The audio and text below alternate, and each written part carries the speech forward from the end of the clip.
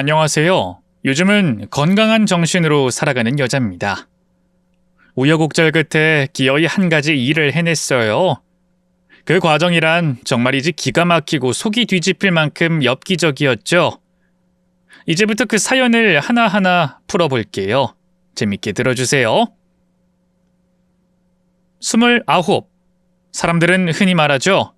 9순이 조심하라고. 괜히 마음이 쓰여 저도 괜히 겁이 나더라고요. 그래서 밖에 잘 나가지도 않았고 회사와 집만 오가며 조용히 지냈어요. 혹시라도 운 나쁘게 다치거나 아플까봐 미신을 믿고 몸을 사렸죠. 조금 더 솔직해지자면 남자친구도 없었고 친구들 대부분은 연애 중이거나 결혼해서 각자의 세계에 빠져 있었어요.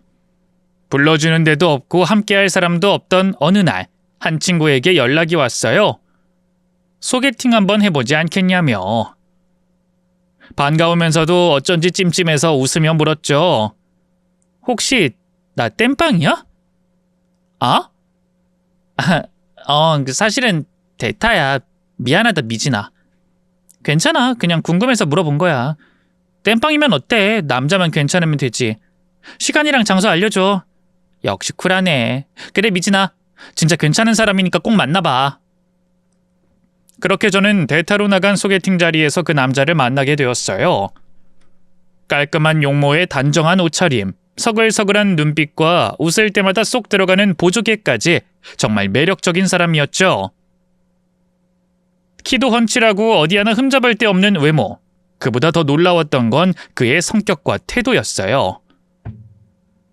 예의도 바르고 대화 내내 저에게 관심을 기울이는 모습이 진심으로 느껴졌거든요. 당연하게도 애프터 신청이 들어왔고 며칠 뒤 저희 두 사람은 다시 만났습니다. 수다를 나누며 조금씩 편해졌고 그렇게 우리는 연인이 되었어요. 29, 30, 그리고 31까지 저희들은 참 재미있고 참 다정한 연애를 했습니다. 누구보다 많이 웃고 사소한 일에도 설렜고 계절이 바뀔 때마다 같이 늙어가면 좋겠다는 말을 나누곤 했죠. 그러다 어느 날 명진 씨가 조심스럽게 말했어요. 미진아, 우리 이제 결혼할까? 30을 간 넘어서 결혼하는 게 좋다고들 하던데 괜히 마음이 급해지네. 결혼? 응, 좋아. 명진 씨라면 나 진짜 결혼할 수 있을 것 같아. 내가 뭐 잘난 놈도 아닌데 나라면 결혼을 하겠다니 진짜 영광인데? 그럼 우리 부모님께 인사드리러 갈까? 그래, 하나씩 차근차근 진도를 나가보자. 그리하여 처음으로 남자친구를 친정에 데려갔습니다. 부모님은 훤칠하고 반듯한 명진 씨를 보고 금세 마음에 들어하셨어요. 어디서 이런 멋진 청년을 만났니? 얘야, 이 정도면 당장 상견례를 해도 되겠다. 그런데 늘 바빠서 얼굴 보기도 힘든 친오빠가 그날따라 본가에 들렀습니다. 형사 생활을 접고 다른 일을 하고 있다지만 그 눈빛은 여전히 강력반 그 자체였죠. 남자친구를 아래 위로 훑어보며 매서운 눈으로 말을 던졌죠. 이봐 명진씨, 전과 있어? 네? 아니요, 없습니다. 벌금형이나 집행유예도 전과야. 혹시라도 그런 거 있으면 지금 말해. 우리 집안에 전과전 절대 안 돼. 형님, 그런 일 없습니다. 경찰서에 가본 적도 없고요. 그래? 내가 알아보면 다 나와. 거짓말은 금물이야. 그럼 여자 관계는 복잡했던 적 있어? 숨겨둔 애 같은 거. 정말 신뢰되는 질문만 쏙쏙 골라 던지는데 저도 모르게 화가 치밀어 올랐어요. 오빠 지금 뭐 하는 거야 진짜? 야 이미진, 이 오빠가 너 지키는 거잖아. 너 과거 숨기고 결혼했다 평생 피눈물 흘리는 사람 이야기 못 들었냐? 명진 씨는 그런 사람 아니야. 순수하고 성실하고 거짓말 절대 안 해. 내가 제일 잘 알아. 내가 보증해. 그 순간 오빠가 명진 씨를 향해 턱짓을 했습니다. 자, 담배 한 대 피우러 가자. 저 형님 죄송하지만 저는 술 담배를 안 합니다. 됐고 그냥 나오라면 나와. 이건 담배 피우라는 뜻이 아니라 얘기 좀 하자는 신호야. 이 눈치 없는 양반이 사회생활을 어찌하나? 어서 따라와. 제가 말리고 부모님도 말리셨지만 오빠는 끝내 남자친구를 끌고 나가 1시간 가까이 취조하고 들어왔습니다. 오빠의 입꼬리가 살짝 올라갔습니다. 합격이다. 요즘 보기 드문 청년이야. 미진아, 네 남친 진국이다. 내가 인정한다. 결혼해라. 그 순간 무심한 듯 따뜻한 오빠의 한마디에 저는 울컥했죠. 그리하여 저희 가족 모두가 그 사람을 받아들였고 결혼이라는 말이 조금씩 현실이 되어가고 있었습니다. 며칠 뒤 마침내 시댁에 인사를 드리게 되었습니다. 입술 안쪽이 바짝 마르도록 긴장했지만 명진 씨 손을 꼭 쥐고 현관을 들어서는 순간 낯설면서도 어쩐지 익숙한 온기가 저를 감쌌어요. 시아버지는 말씀이 적으셨지만 잔잔한 미소를 지으며 제게 고개를 끄덕여 주셨습니다. 처음 보지만 참 인상이 좋네. 새아가 어서 와. 새아가라는 그 한마디가 얼마나 따뜻하게 들렸는지 몰라요. 마음 한켠이 스르르 녹아내렸죠. 그 순간 이 집과 잘 지낼 수 있을지도 모르겠다는 예감이 들었습니다. 하지만 그 따뜻함은 오래가지 않았습니다. 시어머니께서는 겉으론 부드러운 웃음을 띠고 있었지만 웃음 너머에 단단한 탐색의 눈빛이 있었습니다. 한 손엔 다과, 한 손엔 질문지를 들고 있는 느낌이랄까요? 미진 씨 부모님은 자가에 살고 계시겠지? 네, 자가 맞아요. 2층 주택이라면서. 그 동네 집값 꽤 나가는 걸로 아는데 꽤 사는 집안인가 봐? 그냥 보통 수준이에요. 특별히 부자도 가난하지도 않고요. 아버지 직업은? 어머니는? 가정주부신가? 아빠는 법원에서 일하세요. 공무원이시고요. 이제 3, 4년쯤 뒤면 퇴직하시고요. 엄마는 시청 공무원이세요. 어머나, 공무원 부부네? 나랏밥 먹는 집안이구만. 오빠도 형사 출신이라더니? 네, 열심히 일했는데 수입이 적다 느껴졌는지 10년쯤 하다가 그만뒀어요. 지금은 다른 일 하고 있어요. 그렇게 가족의 직업을 말해주자 시어머니는 슬며시 고개를 끄덕이며 잔을 내려놓으셨고 곧이어 한층 더 깊은 질문이 날아들었습니다. 그래서 자산은 얼마나 되지? 아버지가 모아놓은 돈은? 어머닌 재테크 좀 하셨나? 네? 순간 말문이 막혔습니다. 아니 시댁 어른이 처음 만난 며느리감에게 이런 질문을 직접 하시다니. 그런 건 제가 자세히는 몰라요, 어머님. 몰라? 아니 미진 씨 그런 걸 왜 몰라? 결혼이 장난이야? 두 집이 인연을 맺는 건데 서로 자산 상황은 투명하게 알아야 해. 혹시라도 빚이 많은 집안이면 나중에 문제가 될 수도 있잖아. 그치? 내 말 이해하지? 속으론 울컥했지만 그 자리에서 불편하다는 말은 차마 할 수 없었어요. 저는 억지로 고개를 끄덕이며 대답했죠. 네, 어머님 말씀 이해해요. 그날 집으로 돌아오는 게 입술을 깨물며 부모님께 이런 질문을 어떻게 꺼내야 하나 수십 번을 머릿속으로 연습했습니다. 결국 며칠을 고민한 끝에 부모님께 조심스럽게 말씀을 드렸고 자산 상황과 재정에 대해 어느 정도 파악한 후 다시 시어머니께 알려드렸어요. 이렇게까지 해야 하나? 솔직히 속으로 수없이 되뇌었지만 그래도 명진 씨와 결혼하고 싶었거든요. 앞뒤 재지 않고 체면 따지지 않고 그저 허락을 받고 싶었어요. 그래서 시키는 대로 했습니다. 조금은 쓸쓸했지만 그게 사랑이라고 믿었으니까요. 결국 시어머니는 제 뒷조사를 끝마친 듯 했고 저에 대한 모든 정보를 손에 넣은 뒤에야 결혼을 허락하셨습니다. 마치 임무 완료하듯 고개를 끄덕이시며 말이죠. 시아버지께서는 조용히 자리에 앉아 계셨고 그 표정은 묻지도 따지지도 않는 다만 아내의 뜻을 따라주는 분처럼 보였습니다. 상견례 날짜는 한 달 뒤로 정해졌고 저는 그 한 달이 무사히 지나가기만을 바랬습니다. 하지만 그 바람은 참으로 순진한 것이었죠. 시어머니는 그 한 달 동안 저에게 여러 번 연락을 해오셨고 심지어 단둘이 만나 시간을 보내기도 했습니다. 한 번은 점심을 함께 먹던 중 갑자기 이렇게 말씀하셨어요. 미진아, 다음 달에 상견례잖니? 나 그날 입을 옷 좀 선물해줘라. 네? 네, 그럼요. 해드려야죠. 백화점으로 갈까요? 쇼핑은 길게 안 할 거야. 이미 사고 싶은 옷은 다 골라놨어. 넌 그냥 계산만 해주면 돼. 말투는 능청스럽고 표정은 태연했지만 그 말은 제게 노골적인 압박으로 다가왔습니다. 거절은 못하겠더라고요. 결혼 전이니 밉보이고 싶지 않았고 속으론 울고 있었지만 억지 웃음을 지으며 네 어머님 하고 따라 나섰죠. 백화점에서 시어머니가 가르친 옷은 세상에 모피코트였습니다. 눈이 휘둥그레질 만큼의 가격표, 제 월급 석 달치를 그대로 털어야 하는 금액이었어요.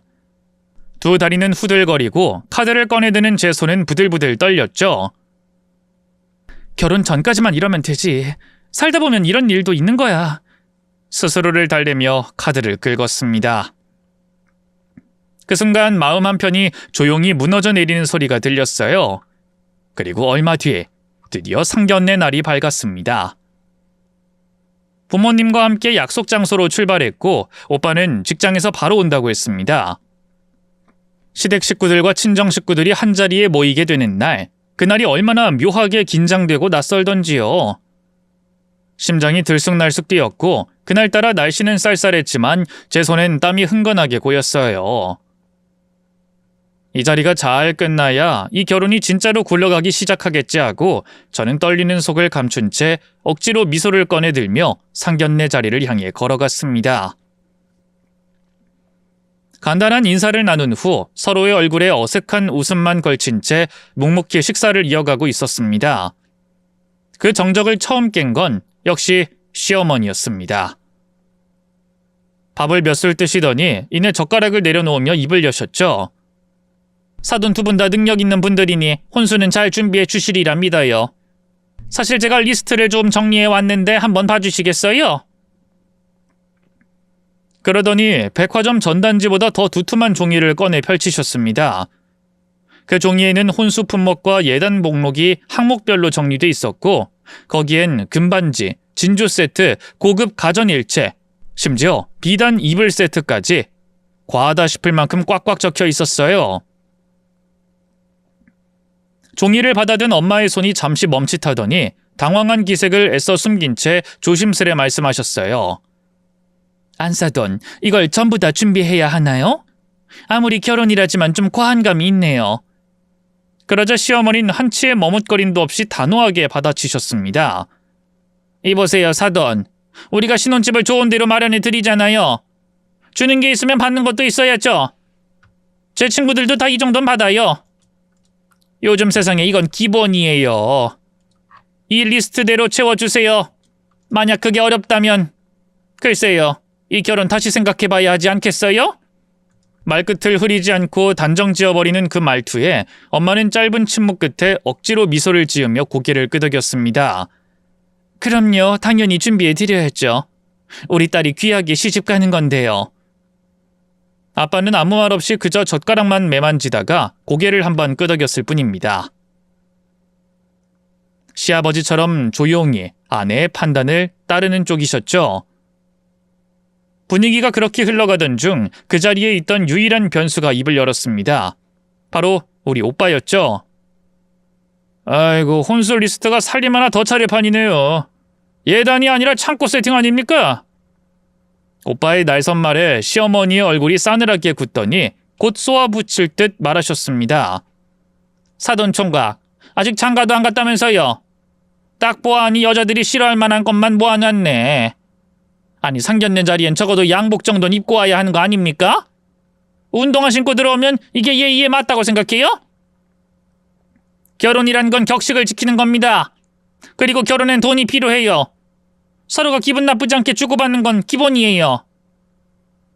오빠는 물러서지 않았습니다. 평소 같았으면 말없이 웃고 넘겼을 텐데 이번엔 참지 않았죠. 제 옷차림은 사과드리겠습니다. 일을 하다가 바로 오는 길이라서요. 근데 이 리스트는 좀 지나치신 거 아닙니까? 신혼집보다 혼수 예단이 더 나올 판인데요. 이건 협상도 아니고 일방적인 통보 아닌가요? 시어머니는 참을 수 없다는 듯 손을 턱에 얹고 비웃듯 웃으며 말했습니다. 아까부터 사돈 총각이 초치는 소리만 하시네? 자식 교육을 며느리 하나만 시키신 건가? 그 순간 오빠는 자리를 박차고 일어날 듯한 기세로 말했습니다. 뭐라고요? 전 미진이 오빠고 엄연한 어른입니다. 최소한의 존중은 해주셔야죠. 시어머니는 코웃음을 치며 말했어요. 참, 요즘 젊은 사람들은 왜 이렇게 바라는 게 많죠? 그럼 어쩌라는 건데요? 혼수 못해주겠다고 선언하려고 이 자리 나온 겁니까? 다 된 밥에 사돈 총각이 콧바뜨리려는 거 저 다 알아요. 그제서야 오빠는 부모님 쪽을 바라봤고 엄마는 눈빛으로 그만하라고 말하고 있었죠. 오빠는 한숨을 길게 내쉬며 뒤로 물러났습니다. 그의 성격을 누구보다 잘 아는 저로선 그 정도 참은 걸 보면 명진 씨에 대한 마음이 꽤 깊었구나 싶더군요. 결국 그날은 시어머니의 뜻대로 하기로 하고 모두가 일어났습니다. 저는 그 자리에서 결혼이라는 것이 단지 두 사람의 사랑만으로는 안 되는 일임을 뼈저리게 느꼈습니다. 서로 다른 두 집안이 체면과 관습 그리고 자존심이라는 보이지 않는 물결 속에서 조심조심 노를 저어가는 여정이라는 걸 그날 처음으로 절감했어요. 오빠는 상견례장에서 나와 불만 섞인 목소리로 제 시어머니가 왜 저 모양이냐고 볼멘소리를 했어요. 네 시어머니 말이야. 있는 집안인데 왜 이렇게 돈을 밝히는 거냐? 어디 몰래 도박이라도 하는 거 아니야? 오빠 그런 말 하지 마. 오빠 눈엔 사람들이 죄다 범죄자로 보여? 아니 나는 네 시어머니가 도가 지나쳐서 하는 말이야. 그리고 수상해 보이는 것도 피부로 확 느껴지더라. 내가 형사 짬밥이 10년인 거 알지? 아무래도 네 시어머니가 뭔가 숨기고 있어. 아주 충격적인 뭔가를 말이야. 오빠가 상견례장에서 아주 잘못한 건 아니었지만 그렇다고 잘한 것도 아니었습니다. 그런데 뒤에서 시어머니 흉을 보는 건 아니다 생각해서 따끔하게 그만하라고 소리쳤습니다. 그만해! 우리 시댁 나쁜 사람들 하나 없으니까 쓸데없는 소리 그만하란 말이야. 알았어. 기집 왜 벌써부터 시댁 편드네. 하여튼 네 시어머니 좀 구린 게 있으니까 조심해라. 오빠! 눈을 세로로 뜨고 경고하니 그제야 입을 다물더라고요. 부모님은 딸 결혼시킨다고 리스트에 적힌 걸 모두 다 마련하겠다며 같이 혼수와 예단을 알아보러 다녔어요. 그리고 남자친구와 결혼 준비를 차근차근 해나갔습니다. 웨딩드레스를 선택하는데 거의 3주가 걸렸어요. 한 번뿐인 결혼식이니 가장 아름다운 걸 입고 싶어서 여러 곳을 돌아다녀 겨우 마음에 드는 드레스를 골랐답니다. 남자친구는 턱시도가 거기서 거기라며 저에게 봐달라고 했고 역시나 가장 멋진 턱시도를 선택해줬네요. 청첩장이 나온 날 시어머니가 절 불렀어요. 이제 정말 니들이 결혼을 하는구나. 새아가, 나 친구들 만나서 청첩장 돌려야 하는데 그때 입을 옷을 한 벌 해줘야겠다. 네? 또요? 상견례 때 입은 옷을 입으시면 되지 않을까요? 친구들이랑 만나는 자리에는 또 새로운 옷을 입어야지. 넌 왜 이렇게 생각이 없냐? 그런 건가요? 그래서 사주겠다는 거냐 안 된다는 거냐? 나 빈정상해서 집에 돌아가야 하는 거니? 아니에요. 제가 사드려야죠. 가요 어머님. 대답은 그렇게 했지만 속으론 정말 사치가 심하다는 생각이 들었습니다. 또 막말로 뽕을 뽑아 먹으려는 것 같았습니다. 결혼 전에 시어머니한테 얼마나 더 많은 선물을 해야 하는지 한숨만 나왔어요. 그리고 결혼 후에도 이렇게 저를 옭아먹을까봐 걱정이었습니다.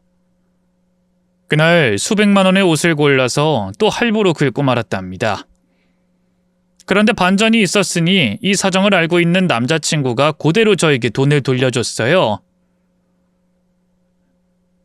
미준아, 우리 엄마한테 해준 모피랑 옷, 가방, 구두값이야. 받아. 자기가 왜 이걸 줘? 아니야, 됐어. 내가 해드는 거니까 그냥 모른 척해. 에이, 그러지 말고 받아. 우리 엄마가 씀씀이가 커서 자기가 감당하기 힘들었을 거야. 저는 돈을 받지 않겠다고 거절하며 물었습니다. 돈은 됐어. 결혼 후에 이런 일 생기면 자기가 중재를 좀 해주면 돼. 그런데 어머님 말이야, 원래 이렇게 돈을 많이 쓰셔? 우리 엄마? 아니라고 대답을 못하겠네. 아버지가 크게 사업하셔서 돈을 잘 버시니까 평생 갖고 싶은 걸 다 사면서 살아오셨어. 아버지는 엄마를 아주 많이 사랑해서 해달라는 건 다 해주셨고. 그러면 이해가 되네. 아무튼 결혼 전 어머님께 해드린 건 내가 선물로 드린 거니까 자기가 돈을 줄 생각은 하지 마. 나중에 결혼 뒤에 일어날 일만 잘 막아줘. 그래, 그렇게 할게. 미진아, 그렇다고 우리 엄마 너무 미워하고 그러진 말아줘. 당연하지. 내가 왜 어머님을 미워하겠어. 대답은 그렇게 했지만 앞날이 좀 걱정되는 건 어쩔 수 없더라고요.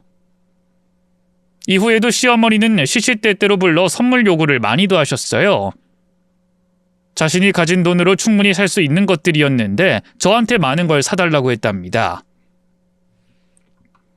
결혼식이 가까워져 오자 부모님과도 좋은 추억 하나쯤은 남기고 싶었습니다. 평생 저와 오빠를 위해 살아오신 두 분이니까요. 아빠가 예전부터 따뜻한 온천물에 푹 담그고 싶다고 종종 말씀하셨던 게 떠올라서 우리 네 식구는 일본 온천 여행을 계획하고 짐을 꾸렸습니다. 공항에서 출국 심사를 마치고 탑승 게이트에 앉아있는 동안 아빠는 설레는 아이처럼 연신 싱글벙글이셨죠. 도착해서 온천물에 몸을 담근 순간 아빠의 입에서 자연스레 말이 튀어나왔습니다. 이야, 이게 바로 사는 거지. 우리 딸이 아빠를 온천 여행까지 보내주다니 진짜 다 컸네, 우리 미진이. 아빠, 난 시집가도 부모님이 1번이에요, 언제나. 그럼 사위가 섭섭하겠다. 괜히 질투하겠는걸. 그때 옆에서 조용히 있던 오빠가 말을 툭 던졌습니다. 야, 그럼 난 몇이냐? 너 오빠는 말도 안 꺼내네? 설마 잊은 건 아니지? 오빠는 한 5번째쯤? 아니, 6? 내가 사귀던 남자만 보면 취조부터 하던 사람한테 몇 위를 줘야 하겠어. 야, 그건 내가 걸러낸 놈들을 미리 필터링해 준 거잖아. 이 오빠가 형사 짬밥이 몇 년인데 눈빛만 보면 대충 감이 온다고. 그래서? 눈빛 보는 재주로 그렇게 연애 못하는 거야? 평생 그렇게 의심만 하다 장가도 못 가는 거지 뭐. 이놈의 기집애가 오빠한테 악담을 하네 아주. 야, 너 시집 가는 건 좋은데 한마디만 할게. 네 신랑은 인정. 진짜 괜찮은 놈이야. 시아버지도 괜찮고. 근데 시어머니는 좀 아니다. 왜? 그 사람은 좀 그래. 지나치게 돈 밝히고 뭔가 감춰진 비밀이 있는 것 같은 느낌이 계속 들어. 그 말을 듣고 저는 한숨을 내쉬며 대답했습니다. 오빠, 그만 좀 해. 아직 결혼도 안 했는데 벌써부터 사람 흉보고 평가하고 그런 말 듣는 거 진짜 피곤하다고. 피곤해도 들어. 나중에 그때 오빠가 한 말 맞았어라고 하게 될 테니까. 오빠가 하는 말 괜히 한 소리 아니야. 피가 되고 살이 되는 말이야. 그러니까 그 피랑 살은 제발 네 몸에만 넣어둬. 난 됐거든. 그렇게 우린 온천 가서도 하루 한 번씩 티격태격했지만 이상하게도 그런 말다툼조차 따뜻한 기억으로 남았습니다. 웃고 싸우고 또 웃으면서 그렇게 여행은 성공적으로 마무리됐고 얼굴에 윤기가 흐른 채 우리는 한국으로 돌아왔습니다. 하지만 행복한 여운은 오래가지 않았습니다. 결혼식 사흘 전 시어머니에게서 연락이 왔습니다. 세아가 맛있는 거 사줄게. 점심 같이 하자. 평소처럼 덤덤한 목소리였고 저는 딱히 의심 없이 약속 장소로 나갔죠. 그런데 도착해보니 식당이 아닌 자동차 전시장. 눈앞에 번쩍이는 신차 모델이 전시돼 있었고 시어머니는 그 앞에서 팔짱을 끼고 계셨습니다. 세아가, 이 차 봐. 새로 나온 건데 아주 마음에 쏙 들어. 나한테 잘 어울리지 않아? 네, 어머님. 아주 잘 어울리세요. 이 차 사시게요? 아이, 그럼. 근데 내가 사는 게 아니잖아. 네가 사줄 거잖아. 이 시어머니를 위해 결혼기념 선물 하나 할 수 있지? 그 말에 저는 순간 멍해졌습니다. 온몸이 굳고 입술이 바짝 마르더군요. 웃는 얼굴로 칼을 들이대는 게 이런 걸까 싶었습니다. 또다시 엮였습니다. 말도 안 되는 요구를 당연하다는 듯 해오시는 그 태도에 속으론 비명을 질렀지만 겉으론 고개를 끄덕일 수밖에 없었어요. 그 순간 며칠 전 온천탕에서 오빠가 했던 말이 뇌리를 스치듯 떠올랐습니다. 네 시어머니 돈은 오지게 밝히고 뭔가 수상하다. 조심해. 그땐 부정하고 싶었고 또 믿고 싶지 않았지만 뒤늦게야 생각이 들었습니다. 아, 오빠 말이 다 맞았구나. 차라리 그 자리에서 같이 욕이라도 해둘걸. 그날 전시장 유리창 너머로 햇살이 쏟아지고 있었지만 제 마음속은 꽁꽁 얼어붙고 있었습니다. 해맑게 웃는 시어머니한테 무조건 안 된다는 말은 하지 못하고 결혼식 올리고 결정하자고 했어요. 신랑이 중재를 해줄 거라 믿었으니 차 사는 날을 뒤로 미루고 나서 그이가 해결해 주리라 믿었죠. 어머님, 결혼식 올리고 다시 와요. 지금은 차 사는 것보다 어머님과 저 마사지를 받을 때인 것 같은데요. 그래? 뭐 내가 좀 성급한 면이 있었던 것 같네. 그래, 마사지 받으러 가자. 이 차는 나중에 보러 오자. 그렇게 위기를 넘기고 시모와 함께 비싼 마사지를 받고 비싼 점심을 제가 샀습니다. 이상하게도 시어머니는 지갑 한 번을 열지 않으셨습니다. 이틀이 더 지나고 결혼식 하루 전날이 되었어요.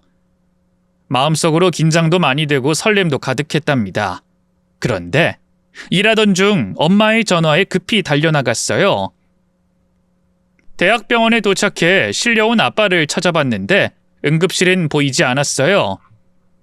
저기 간호사님, 우리 아빠 여기로 실려왔어요. 아, 그래요? 아버님 성함이... 아빠 성함을 알려주자 간호사는 당황한 표정을 짓더군요. 그리고는 의사를 불러왔고 저와 엄마한테 아빠 상태를 알렸습니다. 심혈관 문제가 있으셨는데 약을 제대로 복용하지 않으셨나요? 내 남편은 약 잘 먹었어요. 아니, 남편은 어디 간 거예요? 엄마가 소리를 지르자 의사가 한숨을 쉬며 말했어요. 구급차에 실려오는 사이에 심정지로 돌아가셨습니다. 뭐라고요? 내 남편이... 아빠가 그렇게 떠나셨다고 하자 엄마는 바로 실신하셨고 저도 다리에 힘이 풀려 주저앉고 말았습니다. 꿈인가 하고 허벅지를 꼬집어 봤는데 현실이었습니다. 아빠는 제 결혼식 전날 세상을 떠나셨어요. 엄마와 오빠와 함께 병원 지하 영안실로 내려가 아빠를 마주했을 때 저는 그 자리에 무너져 내렸습니다.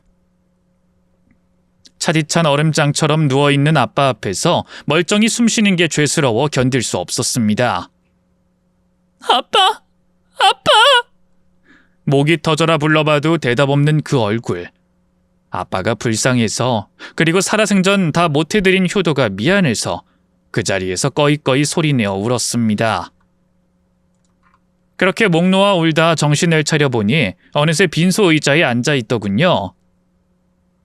언제 어떻게 시간이 흘렀는지조차 기억나지 않았습니다. 오빠는 모든 장례 준비를 도맡아 해주고 있었고 엄마와 저를 번갈아 다독이느라 마음이 바빠 보였습니다. 그러다 울고 있던 저희 모녀에게 다가와 무릎을 꿇고 말했죠. 엄마, 미진아, 울어도 돼. 근데 속은 채우고 울어야지.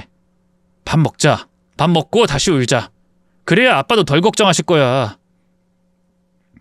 그 한마디에 이상하게도 마음이 풀렸습니다.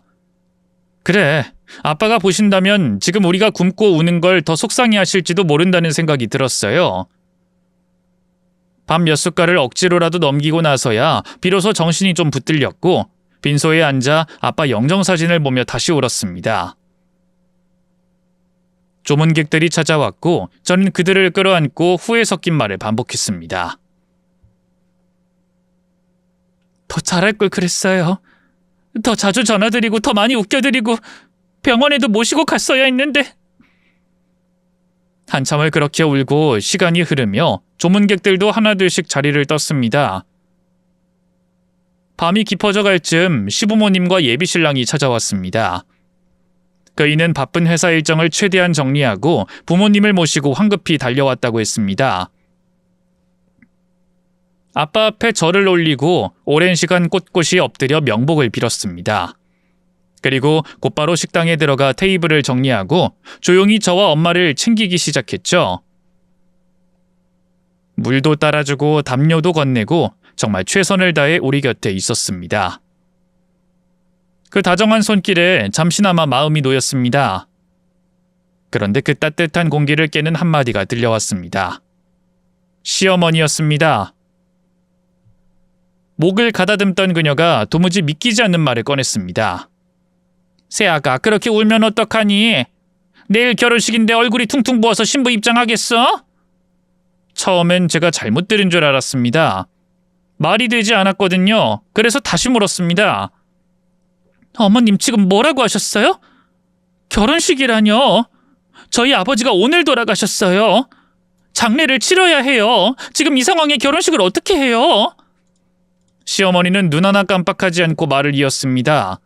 얘야, 이미 날짜 잡고 청첩장 돌리고 예식장 예약까지 다 했는데 그걸 어떻게 취소하니? 이건 약속이야. 약속은 지켜야지. 결혼식만 간단히 올리고 다시 와서 장례 마저 치러.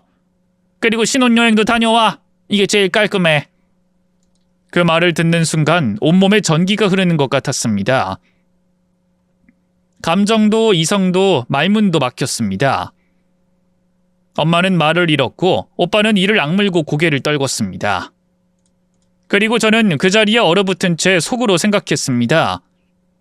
이 결혼은 끝이고 남자친구와도 끝을 내야 한다는 걸 말이죠. 시어머니는 대답 없는 저한테 다시 주저리 떠들었습니다. 새아가, 네 아빠가 돌아가신 건 정말 안 된 일이고 슬픈 일이야. 근데 결혼식은 올려야지. 산 사람은 살아야지. 그리고 우리 친척들이 모두 서울로 올라와서 호텔에 머물고 있어. 다시 돌려보내기가 죄송스러워서 결혼식 연기한다고 말을 못하겠다.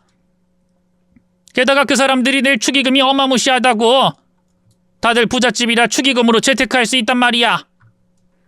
어머님, 해도 너무하시네요. 어떻게 상중인 저에게 결혼식을 하라고 하실 수 있죠? 제 상식으론 도저히 이해가 되지 않아요. 결혼식은 하지 않을 겁니다. 그러니 그만 보채시고 댁으로 돌아가세요. 제가 단호하게 입장을 밝히자 시어머니는 순식간에 얼굴빛이 달라지더니 마치 폭탄이 터지듯 소리를 질러댔습니다. 뭐야? 지금 뭐라는 거야? 이미 날짜 잡고 청첩장 돌리고 식장 계약금까지 다 넣었는데 안 하겠다고? 야! 그 예식장 당일 취소 안 돼! 위약금이 얼만데 네가 책임질 거야? 그리고 하객들한테 괜히 네 아버지 돌아가셨다고 설명하기도 싫어. 좋은 일 앞에 두고 재수없는 일 생겼다고 말하고 싶지 않단 말이야. 그러니까 결혼식 올려라. 싫습니다, 어머님. 이건 정말 아닌 것 같아요. 이게 정말... 그러더니 이성을 잃은 얼굴로 소리쳤습니다. 이런 식으로 나오면 파혼이야. 연기고 뭐고 없어. 그냥 확 파혼 시켜버릴 거야, 알아들어? 그 순간 전 마음속에서 뭔가 딱 하고 끊어졌습니다. 말도 섞기 싫고 설득할 마음도 사라졌죠. 그저 조용하고 단호하게 말했습니다. 네, 파혼할게요. 됐죠? 어머님 아들 데리고 나가주세요. 시어머니는 헛웃음을 지으며 발을 동동 굴렀습니다. 이런 어리석은 것 좀 봐라. 야, 진짜 이런 식으로 끝낼 거야? 후회 안 할 자신 있어? 그때 옆에 있던 명진 씨가 더는 참지 못하고 어머니의 팔을 잡고 말렸습니다. 엄마, 지금 말이 되는 소리야? 장인어른이 돌아가셨어. 근데 결혼식을 강행하자고? 이게 제정신이냐고 진짜! 엄만 말짱하거든? 약속은 약속이야. 내일 식 올리고 장례는 그 다음에 마무리해. 신혼여행도 다녀오면 좋고. 엄마, 제발 좀 그만해. 나 진짜 부끄러워. 지금 장례식장이야. 여기서 이러면 안 돼. 나가. 제발 좀 나가자.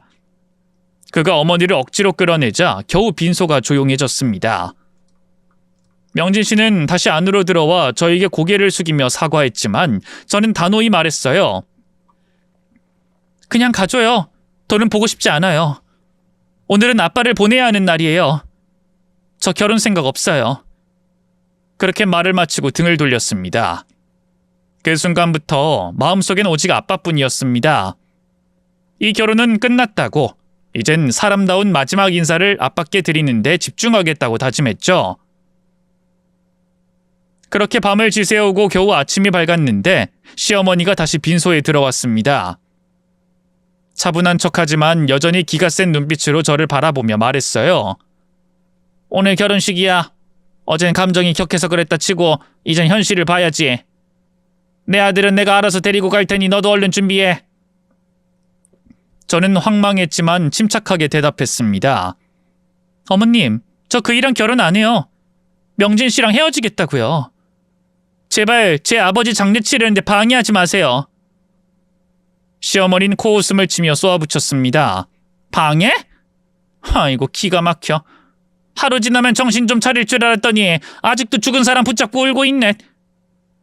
다들 죽어. 인간은 원래 그렇게 가는 거야. 어서 씻고 나설 준비나 해. 예식장 취소 연락 안 했으니까 하객들 올 거야. 더는 말할 필요 없었습니다. 저는 아무 말 없이 손으로 문을 가리켰습니다. 그러자 시어머니가 다짜고짜 제 뺨을 후려쳤습니다. 정신 좀 차려! 결혼식만 하고 돌아오자고! 그리고 안사돈도 얼른 준비나 하세요! 그때 엄마가 분노로 벌떡 일어나려 하자 오빠가 손을 들며 말렸습니다. 잠깐만요. 명진이랑 사돈 어른이 지금 이쪽으로 오고 계십니다. 제가 불렀어요. 오늘 중대 발표가 있습니다. 다들 자리 좀 잡고 앉아주세요. 그 순간 모두가 멈췄고 저도 멍한 표정으로 오빠를 바라봤습니다. 오빠가 제게 다가와 조용히 말했어요. 미진아, 그냥 기다려. 오늘 내가 끝을 낼게. 오빠만 믿어라. 내가 다 알아서 해결해 줄게. 믿고 싶진 않았지만 그 말에 이상하게도 마음이 조금 놓였습니다. 그 사이 시어머니는 여전히 상황을 오해하고 있었는지 입가에 비죽 웃음을 띠며 중얼거렸습니다. 그래, 예식장 가는 거지. 뭐 중대 발표야? 뭐든 해보라지. 그러곤 뒤에서 깔깔 웃으며 기다렸고 잠시 뒤 그 단정한 정장 차림의 시아버지와 한층 무거운 표정을 한 신랑 명진 씨가 장례식장 안으로 들어섰습니다. 모든 이목이 그 두 사람에게로 향했고 공기가 단단하게 굳어갔습니다. 무언가가 시작될 순간이 다가오고 있었습니다. 사돈 총각, 우리한테 할 말 있다고요? 사돈어른 명진 씨 왔어요. 다들 모였으니까 제가 중대 발표할게요. 제가 여동생의 시어머니가 하도 수상하고 괴상해서 뒷조사를 좀 했습니다. 제가 하는 일이 탐정이라서 동료한테 부탁을 좀 해뒀어요. 아주 깜짝 놀랄 만한 일이 있어서 부득이하게 두 분을 다시 오라고 연락한 겁니다. 지금 동생 시어머니가 결혼식을 올리라고 하도 강요를 해서 이걸 좀 처리하고 싶어서요. 오빠는 무슨 말을 하는 건지 놀랄 만한 일이 있다고 운을 띄었어요.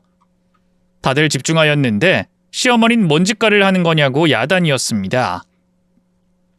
엄마가 시어머니의 두 팔을 잡고 일단 들어보자고 했어요. 이윽고 오빠가 입을 열었어요. 사돈어른, 나의 매제를 입양하셨죠? 그 말에 다들 놀랐어요. 신랑 역시 아무것도 모르고 있었답니다. 매제를 입양하자고 한 게 아마 아내분일 겁니다. 맞죠? 근데 그거 아세요? 매제는 안사돈의 친자입니다.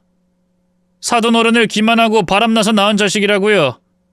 여기 출산 기록이랑 입양 기록을 다 수집했습니다. 사돈어른이 지방에서 일하고 있을 때 아이가 생겨 안사돈은 해외에서 치료했을 겁니다. 여기 출입국 기록도 수집했어요. 만삭일 때 한국에 들어와 아들을 낳았고 고아원에 잠시 버렸을 겁니다.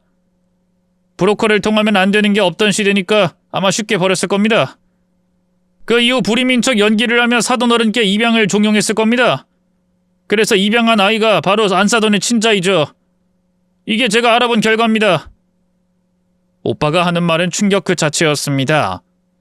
뜬금없이 남편이 입양하라고 했고 친모인 시모가 몰래 낳은 자식이라고 설명했답니다. 시아버지는 고개를 흔들면서 머리를 잡더니 이내 말문을 열었어요. 말도 안 돼! 내 아내가 몰래 아들을 낳았다고! 그 아이를 버렸다가 입양한 거란 말이야? 아니야, 내 아내는 불임이야. 아들을 낳을 가능성이 없다고! 사돈어른, 속고 사셨던 겁니다. 지방에서 일하시는 동안 아이를 가졌으니 사돈어른의 자식이 아닌 걸 알고 몰래 출산한 겁니다. 그리고 그 아들을 키우려고 불임이라 속이고 입양을 강행한 겁니다. 여기 다 증거가 있다고요. 시아버지는 오빠의 핸드폰으로 전송된 출산 기록, 입양 기록, 그리고 출입국 기록까지 모두 다 읽었습니다.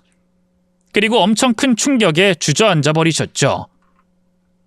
그리고 신랑은 자기가 입양아이고 사생아라는 진실에 완전히 정신을 잃고 쓰러져 버렸답니다. 결혼식을 강행하려던 시모에게 오빠가 제대로 된 응징을 해준 것이죠. 시모는 당장 핸드폰을 빼앗더니 바닥에 내동댕이를 쳤어요. 야, 너 미쳤어? 어디서 이런 허접한 걸 듣고 마음대로 떠들어? 난 바람난 적 없어! 그럼 친자 검사라도 해보시는 게... 닥쳐! 네가 뭘 안다고 멋대로 떠들어! 너 때문에 내 아들이 충격받고 쓰러진 거 안 보여? 그리고 내 남편도 네 놈이 하는 말 믿고 날 이상한 눈으로 쳐다보잖아. 당장 아니라고 말해. 네가 날 모함하려고 한 거라고 말하란 말이야. 형사 짬밥 많이 먹어와서 수상한 인간들은 내 눈에 티가 납니다. 아줌마가 바로 그런 케이스죠. 제가 조사한 건 모두 사실이니 인정하시죠? 최소한 결혼식을 하자고 떠들지 말고 여기서 꺼지란 말이야. 오빠가 잡아먹을 듯한 표정으로 경고하자 시모는 뒤로 조금씩 물러났습니다. 그때 시아버지가 시모를 잡고 물었어요. 진짜야? 당신 바람나서 명진이 나왔어? 나에겐 불임이라 해놓고 입양하자고 한 거야? 내가 여태껏 속아왔던 거냐고? 아니야 여보, 진짜 아니야. 그때 오빠가 다시 말했습니다. 모자관계 유전자 검사해 보시죠. 입양한지 직접 낳은 자식인지 판가름해 보라고요. 아니야. 저놈이 하는 소린 다 거짓말이야. 내가 마음에 안 드니까 어디서 말도 안 되는 기록서 만든 거라고. 여보, 나를 믿으라고. 시아버지는 한숨을 쉬더니 시모 따귀를 날렸습니다. 그리고 사실대로 말하라고 고했습니다. 지금 사실을 말하지 않으면 당신 내 손에 끝장나. 영정사진을 바로 옆방에 올려버릴 거라고. 그러니 사실대로 말해. 여보, 당장 말해. 시모는 볼을 부여잡고 진실을 고백했습니다. 실은 명진이 내가 낳은 아들이 맞죠. 당신이 지방에서 일할 때 생긴 아이라 들킬 건 뻔했어. 그래서 아픈 척하고 치료 핑계로 집을 떠나 있다가 애를 낳고 돌아온 거야. 아주 기가 차는 스토리네. 당신 제대로 날 가지고 놀았어. 난 아무것도 모르고 불임이라고 고백한 당신에게 걱정하지 말라면서 다독여줬었지. 그리고 명진이 입양하고 말이야. 정말 당신이란 인간 최악이다. 여보, 한 번만 봐줘요. 과거는 이미 지나갔고 우리 잘 살고 있었잖아. 웃기는 소리 안 해. 당신의 사치와 허영 때문에 아까운 내 돈을 생각하니 당장 모두 다 돌려받고 널 갖다 버리고 싶은 심정이야. 당신 그동안 내 덕에 잘 살아왔지? 오늘은 당신한테 지옥을 선물해줄게. 자, 시작해보자. 시아버지는 시어머니를 끌고 나가 반송장이 되도록 때렸습니다. 그런데 그걸 보고 말리는 사람은 아무도 없었어요. 다 뿌린 대로 거두는 법인 거죠. 시모는 실컷 맞고 나서 시아버지와 사라졌습니다. 그리고 한참 뒤에 시아버지가 장례식장에 돌아왔고 저희 식구들에게 사과했습니다. 저희는 가만히 듣기만 했고 장례식에 집중하며 아빠를 보내드렸어요. 시어머니는 며칠 뒤 이혼을 당하고 한 푼 받지 못하고 집에서 쫓겨났습니다. 신랑과 시아버지는 계속 부자지간으로 지낸다고 하였고 시어머니는 연을 끊겠다고 했답니다. 저는 신랑과 결혼식을 당연히 올리지 않았고 1년 더 만나다가 다시 결혼식 날짜를 잡았어요. 명진 씨, 다시 결혼식 날짜 잡으니까 기분 이상하다. 이상할 게 뭐가 있어. 그땐 장인어른이 돌아가셨으니 당연히 결혼식을 올리면 안 되는 거였잖아. 요즘 어머님 만나? 연락은 해? 아니, 엄마가 한 짓인데 어떻게 만나겠어. 아버진 날 자식으로 계속 인정해주겠다고 하셨지만 엄만 절대로 용서하지 않겠다고 했어. 그리고 나한테도 엄마와 연 끊으라고 하셨고. 당신 괜찮아? 사실 엄마한테 문제가 많았잖아. 장례식 때 결혼식 올리라고 했을 땐 정말 내 엄마가 맞나 싶더라고. 아무튼 연락하지 않고 지내고 앞으로도 그럴 거야. 신랑은 그렇게 자신의 뜻을 확실하게 밝혀줬습니다. 그래서 저는 안심하고 결혼식을 올릴 수 있었답니다. 결혼식은 매우 성대하게 올렸어요. 양가 친척들, 친구들, 지인들이 많이 오셔서 축하를 해주셨습니다. 신부 입장을 홀로 하는데 아빠가 옆에 계시지 않아 눈물이 왈칵 쏟아졌는데 하늘에서 지켜보리라 믿고 눈물을 거두고 다시 미소를 지었습니다. 신랑 신부 행진까지 완벽하게 마무리가 되었는데 예식장 복도에서 난리가 났더라고요. 무슨 일인지 궁금해서 드레스를 입은 채 가족들과 나가봤답니다. 오빠가 누군가의 팔을 꺾고 바닥에 잡아뒀는데 잡힌 여자가 소리를 고래고래 지르고 있었어요. 알고 보니 축의금을 훔친 도둑을 오빠가 잡았답니다. 그런데 여자의 얼굴을 보니 떡하고 놀랐습니다. 바로 시어머니였어요. 이건 나! 네 놈이 내 인생 조져놓고 또 나를 붙잡는 거냐? 내 인생이 통으로 날아가서 이 정도는 가져갈 수 있잖아! 아이고 아주머니, 이거 절도입니다. 한두 푼도 아니고 축의금 몽땅 훔쳐가다 걸리면 무사할 줄 알았어요? 저기 사돈어른, 어떻게 할까요? 오빠는 시모팔을 꺾은 채로 고개를 돌려 시아버지께 물었습니다. 그러자 시아버지가 대답했습니다. 법대로 해야지. 경찰에 신고해서 콩밥 먹여버려요. 네, 그럴 줄 알고 신고해놨습니다. 제 후배가 이 근방에 있는데 바로 오겠다고 했거든요. 시어머니는 바닥에 깔린 채 놓아달라고 비명을 계속 질렀어요. 아이, 돈이라도 가져가게 해줘! 나 이혼당하고 쥐뿔도 없는 신세라고. 지하방에서 살면서 폐지 줍고 있다고. 아줌마, 거기보다 감옥이 나을 거야. 새끼 밥이 잘 나오고 잠잘 곳도 있거든. 야! 너 때문에 내 인생 2번이나 조지라는 거야? 당장 보내줘. 보내달란 말이야! 그러자 시아버지가 시모에게 다가갔습니다. 참 한심하네. 당신 내가 없으니까 바로 인생이 추락했구만. 그동안 날 속이면서 얼마나 편하게 먹고 살았냐.